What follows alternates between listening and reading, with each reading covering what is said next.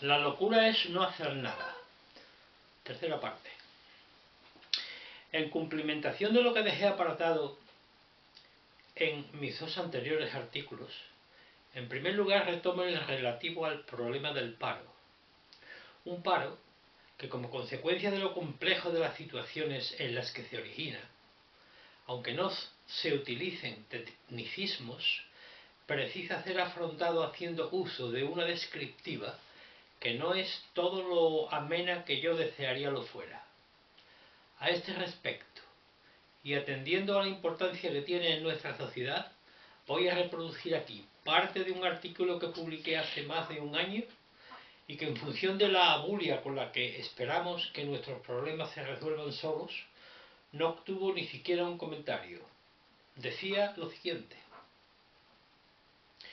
el factor fundamental que distorsiona nuestra convivencia se encuentra principalmente en las diferencias económicas en las que tenemos que desenvolvernos. Diferencias que se ven incrementadas si, con independencia de estas, en nuestras relaciones concurren esas disparidades culturales que se generan en función de las religiones y las lenguas.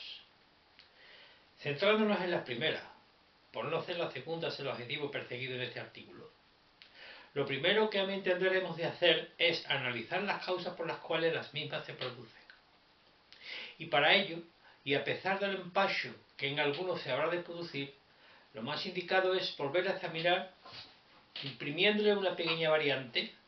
lo que Marx describió en sus distintas fórmulas como plusvalía. Si, con independencia del término valor de cambio,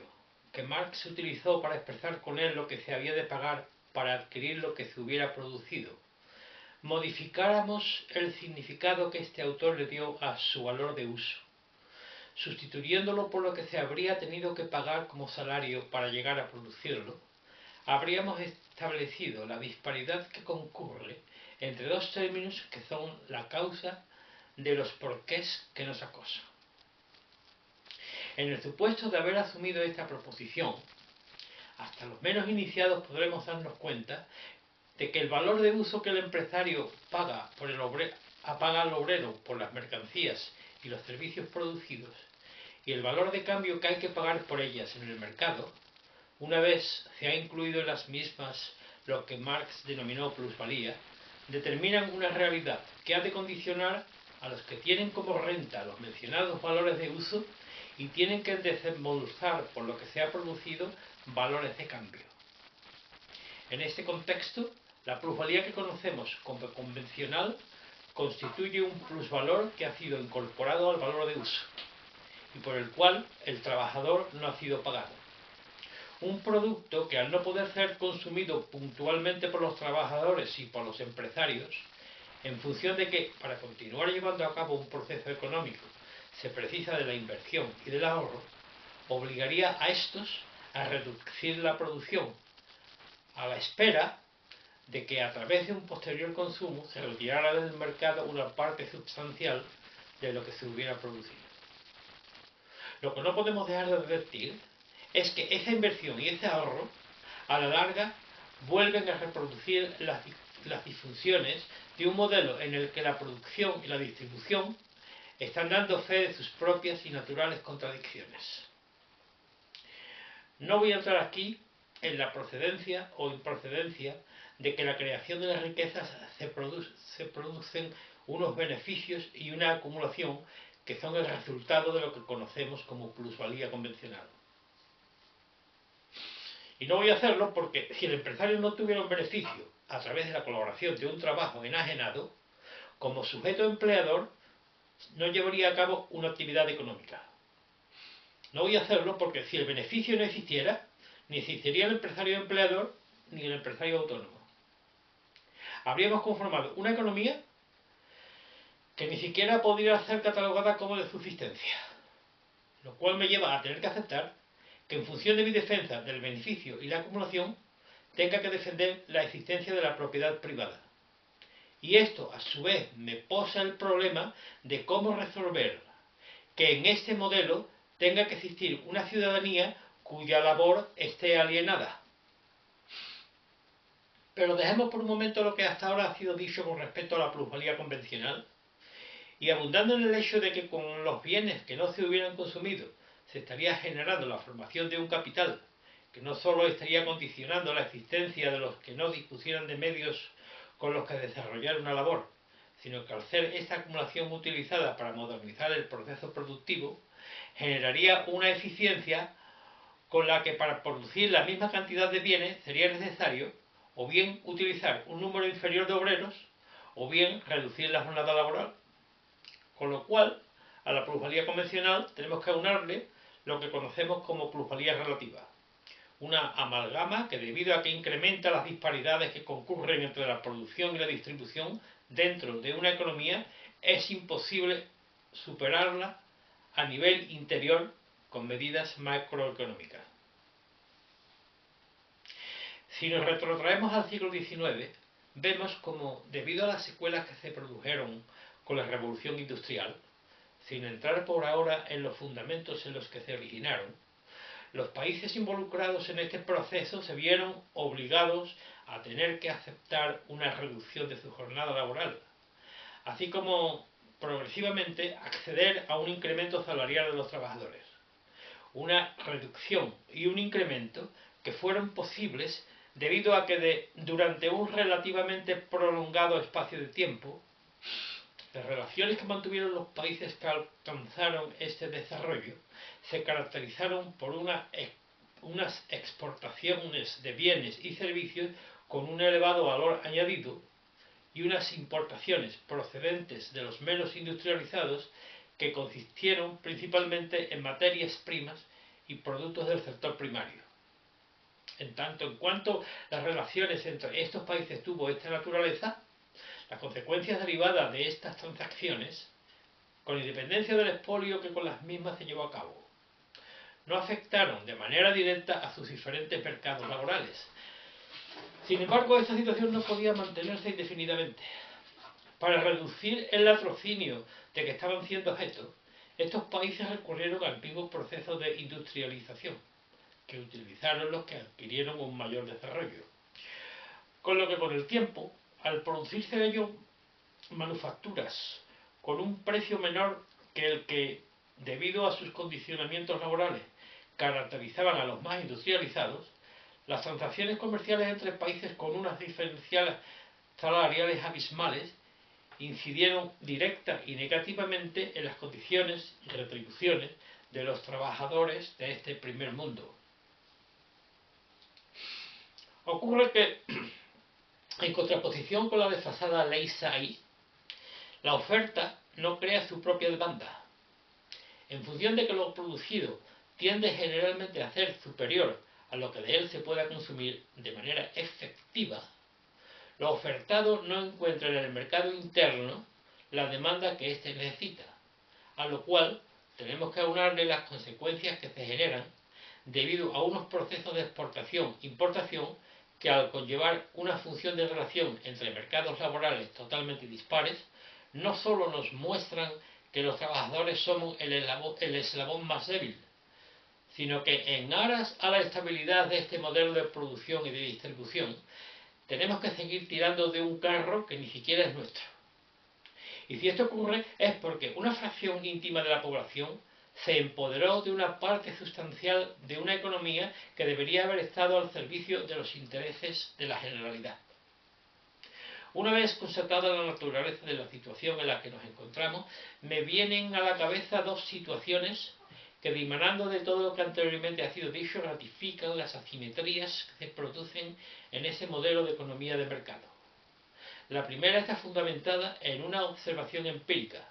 según la cual, entre la tasa de desempleo y el crecimiento de la economía, existe una correlación que conocemos como ley de Okum. La segunda, la que últimamente se está pretendiendo establecer como un axioma que por su evidencia no necesita demostración. Me refiero a que una subida salarial tiene que estar directamente relacionada con un incremento de la productividad. En lo que se refiere a la primera, esta ley nos documenta, en función de lo que ha sido asumido como empírico, que para mantener los niveles de empleo se necesita que el PIB crezca cada año entre un 2,6 y un 3%. Es decir, este es un punto de inflexión en el que para que el mismo número de trabajadores pueda seguir desempeñando sus funciones, es necesario que la producción se incremente en los mencionados porcentajes. Si eliminamos factores tangenciales que razonadamente carecerían de fundamento, esta ley nos viene a decir que para que los trabajadores puedan seguir percibiendo el monto salarial que recibieron el año anterior, es necesario que la economía se produzca un incremento marginal de los bienes. Un incremento que al no estar relacionado con las retribuciones que se hubieran de abonar en este estático número de trabajadores, nos retrotrae nuevamente a la plusvalía. Es como si la plusvalía no quisiera darnos tregua y constantemente siguiera apareciendo en todas nuestras disquisiciones. Es cierto que en función de haber sido constatada de una manera empírica, esta definición no puede ser considerada como una ley estricta, que en función de los factores que concurren en el paro, sus injerencias en nuestra economía, así como la complejidad de las implicaciones con las que se originan los niveles de empleo, estas indefinidas incidencias han sido utilizadas por algunos economistas enganchados en la noria para con ellas tratar de invalidarla. Y para ello han alegado que una vez alcanzado un nivel de crecimiento como consecuencia de un determinado incremento del PIB, para disminuir en un punto el nivel de desempleo se precisa crecer en 2 puntos lo que marginalmente se hubiera de acrecentar el PIB. Sin embargo, con este alegato no están haciendo más que demostrar que los incrementos marginales de la producción que se generan a partir de este punto de inflexión están estrechamente relacionados con el hecho de que al tener que abonarse unos salarios superiores y en la mayor parte de los casos incrementarse el beneficio empresarial a través de la mayor demanda que se genera en ambas partes, se produce una dislocación de los factores que vinieron incidiendo en el establecimiento de lo que conocemos como tasa natural de paro, NAIRU. Una tasa que obligatoriamente lleva a la economía a tener que moderar su crecimiento. Con su argumento nos demuestran que para reducir una fracción adicional, los niveles de un paro que dimanan de una producción y una distribución improcedente, se necesita incrementar las diferencias que lo ocasionaron. Últimamente estamos viendo cómo los creadores de opinión afectos a las políticas económicas del gobierno nos están anegando con que la prima de riesgo se ha reducido a más de la mitad, con que la bolsa sigue ascendiendo de una forma imparable. Y yo me pregunto, ¿son estas las señas que nos muestran que la economía va mejor? ¿No será esta la economía de los que tienen intereses económicos? Y no me vale decir que con estas mejoras se está asegurando la economía futura de los que menos tienen. Porque como todos los datos nos demuestran, estas mejoras se producen como consecuencia de la reducción de las condiciones laborales de los que no participan en esos intereses. No me vale porque si está entrando capital exterior en nuestra economía y la bolsa sigue ascendiendo, es porque con estas reducciones del poder adquisitivo de los asalariados, mientras que no se reproduzca una nueva crisis, los beneficios de las grandes empresas siguen ascendiendo. No me vale porque en tanto en cuanto los trabajadores no sean conscientes y por tanto decidan que tienen que sacrificarse para forjar un modelo económico con el que contrarrestar los sacrificios que les impone el capital,